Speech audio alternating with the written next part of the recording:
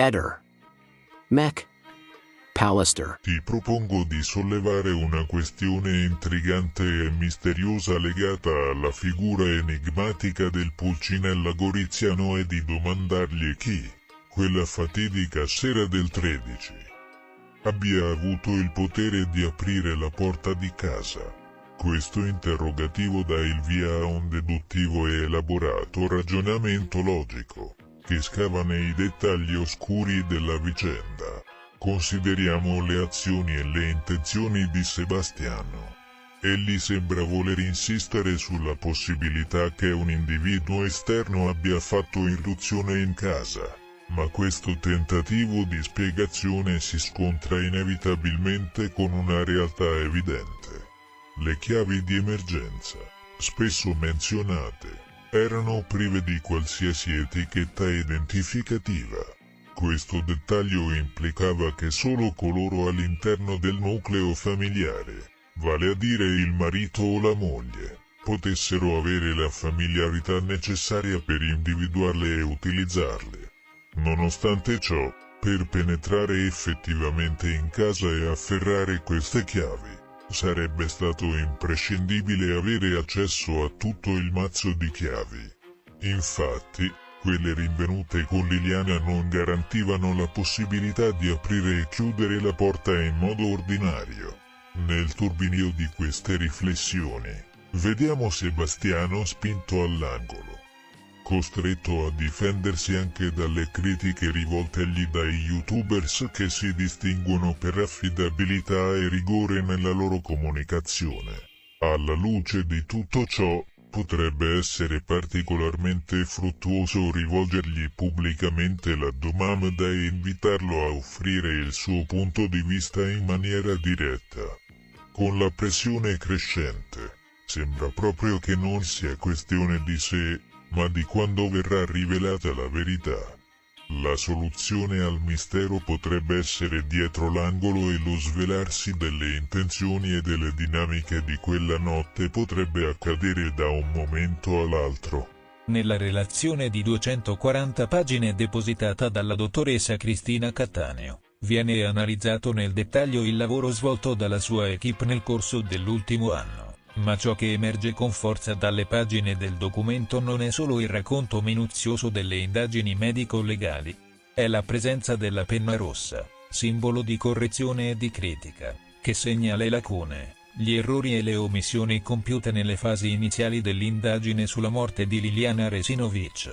Un'indagine che, secondo la Cattaneo, avrebbe dovuto seguire un percorso metodologico più rigoroso e che, invece, presenta falle significative nel sopralluogo medico-legale, nell'autopsia e nella TAC. Dalla relazione emerge con chiarezza che le ferite riportate da Liliana Resinovic non sono compatibili con una caduta accidentale. I colpi individuati sul corpo sono definiti poli d'urto, termine che indica un impatto multiplo su diverse superfici corporee. Le sedi delle lesioni corrispondono a quelle tipiche di una difesa attiva: strattonamenti, tentativi di immobilizzazione, segni di afferramento. In altre parole, Liliana si è difesa. La Cattaneo lo scrive senza mezzi termini, spiegando come la donna abbia probabilmente cercato di resistere a un'aggressione. Uno dei punti chiave della relazione riguarda la causa del decesso. L'ipotesi principale avanzata dalla Cattaneo è quella della soffocazione esterna diretta,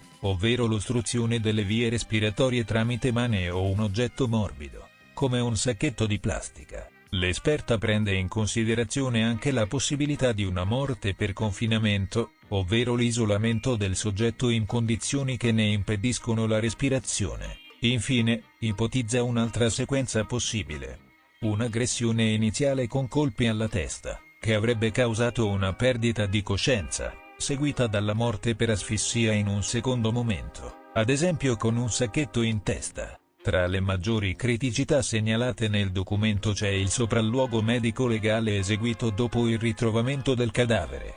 Secondo la Cattaneo, ci fu una totale assenza di adeguata documentazione fotografica, specialmente del volto e del corpo della vittima. Un'assenza grave, perché impedisce di avere una ricostruzione chiara e scientificamente valida delle condizioni in cui è stato rinvenuto il cadavere. Anche l'autopsia presenta mancanze significative. Non furono eseguiti campionamenti istologici approfonditi, né venne effettuato lo scuoiamento del volto.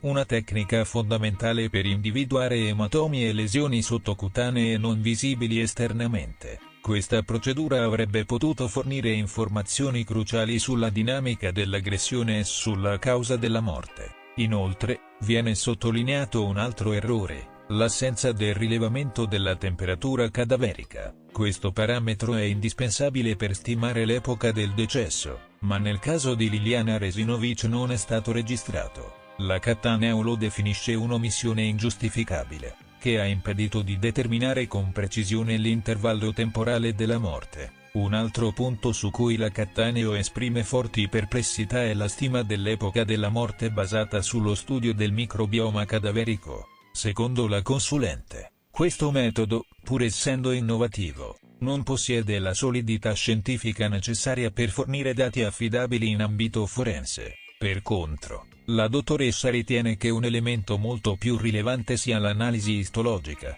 in particolare lo studio dei tessuti polmonari. Un dettaglio fondamentale riguarda il contenuto gastrico della vittima. Liliana aveva ancora nello stomaco residui della colazione, in particolare uvetta, il che suggerisce che la sua morte sia avvenuta tra la colazione e le 4 ore successive. Questo elemento restringe significativamente il possibile arco temporale del decesso e potrebbe risultare determinante per le indagini. Un'altra scoperta rilevante riguarda una frattura alla seconda vertebra toracica della vittima. Secondo la Cattaneo, questa lesione è compatibile con un'azione di afferramento e torsione della testa, una tecnica che potrebbe ricordare la presa da strangolamento nota come chokehold. Ciò suggerisce che la vittima possa essere stata immobilizzata con la forza prima di essere soffocata. Questa frattura era già visibile durante l'attacco, ma non è stata adeguatamente analizzata nella prima autopsia. Anche questo viene segnato con la penna rossa della Cattaneo, come un'altra grave lacuna nelle indagini iniziali. Un altro aspetto controverso riguarda la conservazione del cadavere nei giorni successivi al ritrovamento. La relazione sottolinea che la salma non venne posta in una cella frigorifera, ma lasciata in una stanza a temperatura ambiente non nota. Questo ha avuto conseguenze sulla qualità delle analisi successive, poiché la decomposizione ha alterato alcuni parametri fondamentali per l'autopsia. In particolare, si fa riferimento alla rigidità cadaverica. Quando il corpo venne ritrovato il rigor mortis era ancora in atto, mentre 6 giorni dopo, al momento dell'autopsia, era completamente risolto. Tuttavia, secondo la letteratura scientifica citata dalla Cattaneo, il rigor mortis può persistere per oltre 2 settimane in determinate condizioni ambientali. Questo dettaglio potrebbe rimettere in discussione la tempistica della morte e la possibilità che il cadavere sia stato conservato altrove prima di essere abbandonato nel luogo del ritrovamento. La relazione della Cattaneo non si limita a segnalare gli errori del passato, ma indica anche le piste investigative ancora aperte. Un elemento chiave sono i reperti piliferi trovati sugli indumenti e sul corpo della vittima.